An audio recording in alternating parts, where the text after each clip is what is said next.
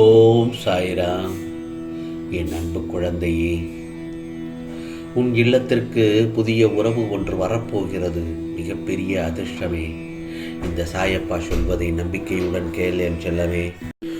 ஒரு சில பேருக்கு வாழ்க்கையில் தான் பிரச்சனை இருக்கும். ஆனால் ஒரு சில பேருக்கு தொடர்ந்து கஷ்டங்கள் வந்து பிரச்சனையே வாழ்க்கையாக மாறியிருக்கும். அந்த மாதிரியான தொடர்ந்து பிரச்சனையே வாழ்க்கையாக இருந்தால் நாம் மட்டும் அப்படி என்ன தப்பு செய்து விட்டோம், நமக்கு மட்டும் ஏன் இப்படியெல்லாம் நடக்குது என்று வாழ்க்கையே வெறுத்து விடுவார்கள். ஒன்று மட்டும் நல்லா தெரிஞ்சுக்கோ, யாருக்கும் தொடர்ந்து கஷ்டம் என்று கடவுள் கொடுக்க மாட்டார். அப்படியும் நமக்கு கஷ்டம் வருகிறதே என்றால் அதற்கு நிச்சயம் ஏதாவது ஒரு காரணம் இருக்கத்தான் செய்யும். முதலில் அது என்னவென்பதால் நம்மால் கண்டுபிடிக்க முடியாததான். எவ்வளவு யோசித்தாலும் எந்த தவறும் செய்யாதது போலத்தான் இருக்கும்.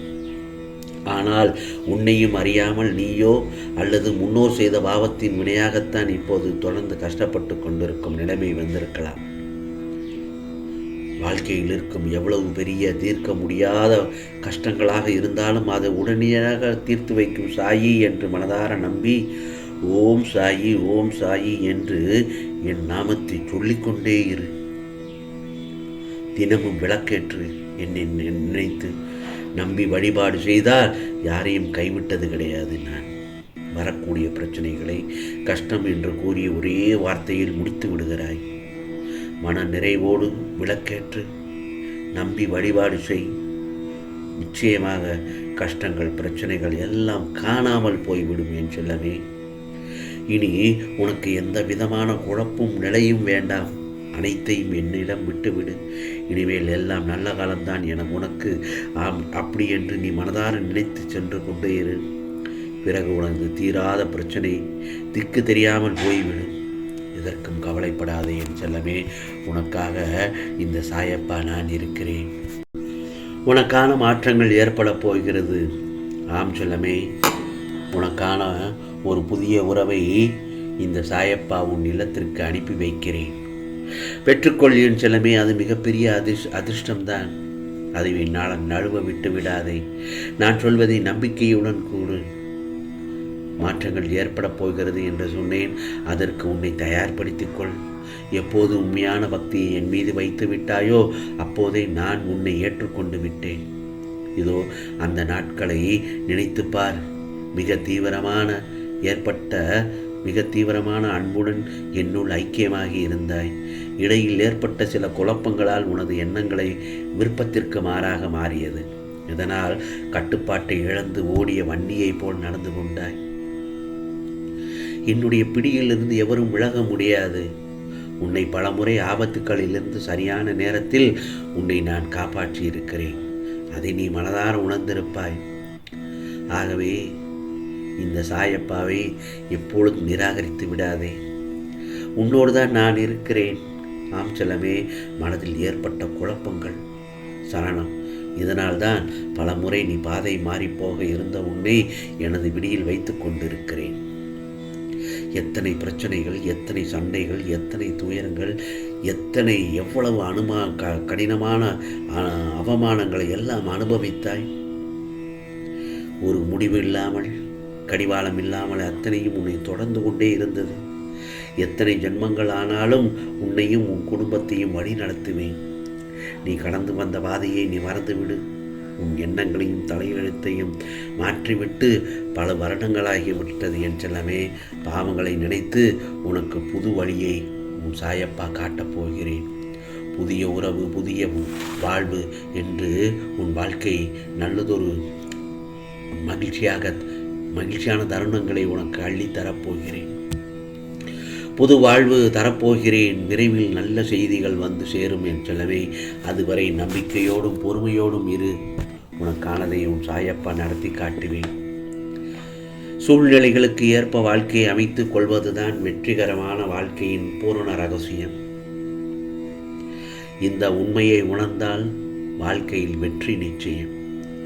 தெளிந்த நீரோடை போல மனது தெளிவாக இருக்க வேண்டுமானால் சில அடிப்படை கொள்கைகளை கண்டிப்பாக கடைபிடிக்க வேண்டும். இருப்பதை எண்ணி மகிழ்ச்சி அடைவது, இல்லாததை எண்ணி ஏக்கம் கொள்வது, இவையெல்லாம் சரிதானே?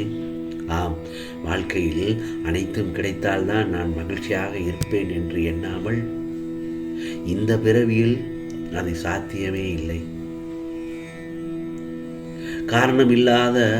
காரணம் குறைகள் இல்லாத மனித வாழ்க்கை இதுவரை இல்லை என்பதுதான் சாத்தியமே.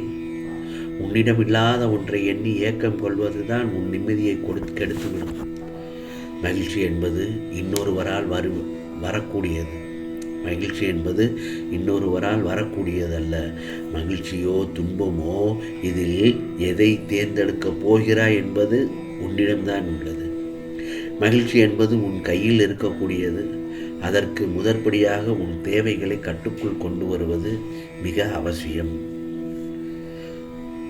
நான் சொல்வதை புரிந்து செயல்படு. இதை ஓர் உறுதிமொழியாக எடுத்து செயல்படு.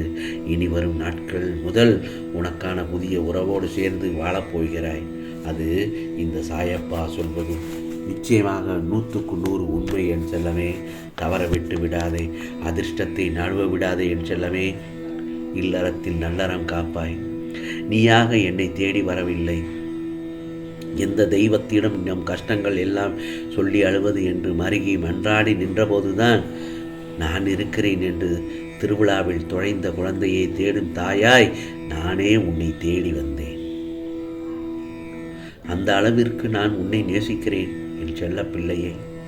உன் பூர்வ புண்ணியம் மிகவும் பெரியது. மூதாதையர்கள் உன் தாய் தந்தை செய்த புண்ணியங்கள் அதிகம் நிறைய இருக்கிறது. அதனால்தான் என் கரம் நீட்டி உன்னை தேடி அழைத்து கரம் பிடித்து கொண்டேன். நான் உன்னோடு இருக்கும்போது நீ எதற்காகவும் கலங்கக்கூடாது. உனக்கு வேண்டியதை நிச்சயமாக நான் செய்வேன். என் குழந்தைகளின் நல்வாழ்வுக்காகவே நான் அவதரித்து வந்தேன். நீயோ நான் தேடி கண்டுபிடித்த பொக்கிஷமான புதையல். அந்த புதையலை திரும்ப மண்ணில் வீசி எறிவேனா? நிச்சயமாக ஏறிய விட மாட்டேன். இந்த சாயின் குழந்தையை கண்ணின் மணி போல கண்மணியாக காத்துக்கொள்வேன். நீ நினைத்த வாழ்க்கையை உனக்கு தந்து அனைவரும் வெற்றும்படி வாழ வைப்பேன். ஆம் செல்லவே, நிம்மதியாக இரு. நிச்சயமாக உன் வாழ்க்கையில் பெரும் வசந்தத்தை பெறப்போகிறாய். புதிய உறவை பெறப்போகிறாய். அந்த புதிய உறவு உன் வாழ்க்கையில் பிரகாசமாக இருக்கும். வாழ்க்கை நல்லதொரு செழிப்பாக இருப்பாய் என் செல்லவே. தவற விட்டு விடாதே, நழுவ விட்டு விடாதே. அது மிகப்பெரிய அதிர்ஷ்டமான பொக்கிஷமான உனக்கு உன் சாயப்பா அனுப்பி வைத்திருக்கிறேன். புதிய உறவை வரவாக விற்றுக்கொண்டு நிம்மதியாக இரு என் செல்லவே. இது சாயப்பாவின் சத்திய வாக்கு. உனக்கானதெல்லாம் நிச்சயமாக நல்லதே நடக்கும், நல்லதே நடக்கும். ஓம் சாய்ராம், ஓம் சாய்ராம். ராம்ஜி அருள் கிடைக்கட்டும்.